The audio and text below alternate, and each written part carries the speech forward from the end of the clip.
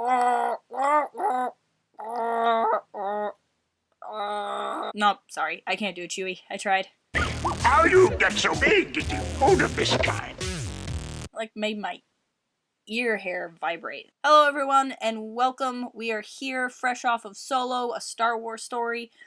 But I want to talk to you today about the character that keeps Solo from ever truly being Solo, and that, of course, is Chewbacca. So Chewbacca is one of the most iconic characters in Star Wars. Everyone knows who Chewbacca is, even if you haven't seen Star Wars, right? And Chewie is so important to the very fabric of Star Wars lore, not just as a character, but even just from a behind-the-scenes standpoint, right? So the idea of Chewbacca as a co-pilot is from, like, Lucas's dog, which was named Indiana, which is where Indiana Jones comes from, and it's also where the joke, Indiana was the dog from Last Crusade. Anyway, just the idea of Chewie is in the very fabric of Star Wars. That said, Chewie isn't really the character that spoke to me the most in the original trilogy. Like, I always liked him, but I always kind of saw him as just this sidekick character. Like, he's the cool, weird one, so that it wasn't a group of all humans. And the prequel trilogy was fun when he showed up in Revenge of the Sith, and it was this cool thing to be like, there's Chewie helping Yoda too. And I remember in Star Wars The Clone Wars when he showed up, and he and Ahsoka teamed up,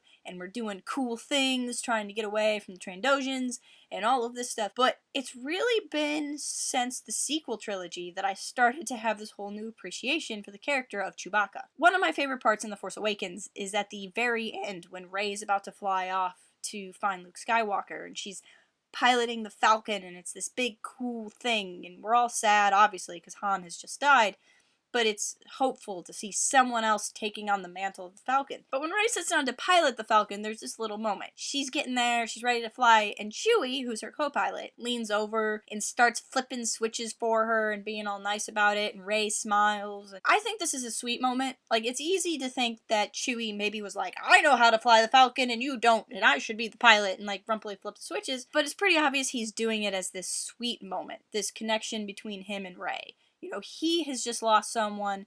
She has just, if not lost somebody vital to her life, she's lost someone that represented a point of hope in her life. And the only other person she really knows is Finn, who's currently in a coma. So here is Chewie stepping in to just kind of take care of her. And not in a she can't take care of herself sort of way, but in a she doesn't have to. I always thought that moment was really sweet. And then we get to The Last Jedi. In The Last Jedi, Chewie is much the same way. He's constantly looking out for Rey. Rey tries to talk to Luke. Luke won't talk to her.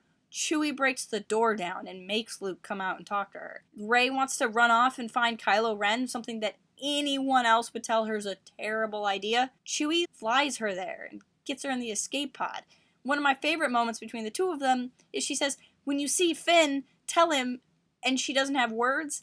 And then whatever Chewie said back, Chewie knew exactly what Rey would want to tell Finn, even when Rey doesn't know what Rey would want to tell Finn. Yes, there's a bond between the two characters, but I think it's showing how intrinsically Chewie just likes to take care of people. I mean, really, there was a meme going around the internet for a while. It's a joke, but it's also true. You know, Rey spends so much time looking for a father in Han Solo, and then looking for a father in Luke. Meanwhile, she has Chewie right there. Chewie was the dad that Rey was always looking for, and just didn't realize he was right there. But it isn't just Rey. Thinking about it in that context, and then going back through the original trilogy, think about any time that Chewie stopped to take care of C-3PO. You know, at first I thought this was because Chewie was the mechanic of the group, but it's also because I think Chewie would genuinely want to help, even if he's annoyed by 3PO. Chewie's always there to give a giant bear hug. Chewie's always watching out for everyone. Even on the Battle of Endor, he's going around with all the other Ewoks, but he's taking care of everyone. And then we get to Solo. And Chewie and Han's relationship in Solo is so well done, and it shows them really being friends and how they interact with each other, but it also shows that his innate sense of caring is there. I mean, yes, it's obvious when he breaks away from Han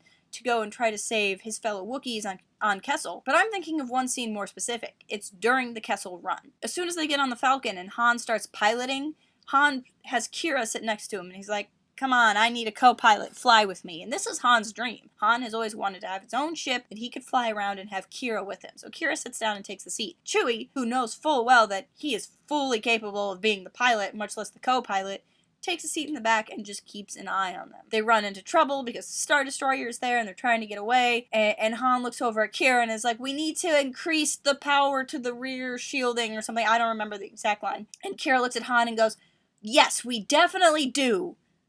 And it becomes really obvious that she does not know how to do whatever Han just said. Now, Kira is not an incompetent character. We've watched her take down tough guys in hand-to-hand combat. She knows absolutely everything about where you can find absolutely anything on in the black market, but that doesn't mean she knows how to fly a ship. She has any number of skills.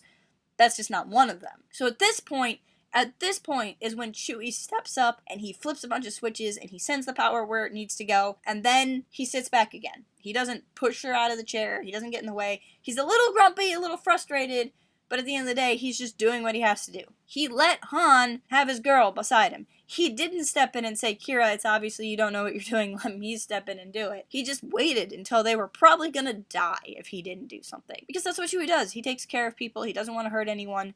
Unless you beat him at their Jarek, then maybe he wants to hurt you. But that's it. Chewie is always there to take care of you. But he's not the guy that's going to slug you on the shoulder and tell you everything's going to be okay and just like sit on his lap and whatnot. He's cranky. He's ornery. He's grouchy all of the time. He's a Wookiee. He's a giant bear. Sometimes he's going to yell and scream, but he's always going to take care of you. And that's such an important figure in someone's life. He's that guy that always has your back, but he's never going to let you get away with something. He's always going to take care of you, but he's never going to pull his punches. He's someone who is real and honest with you at all times because he cares.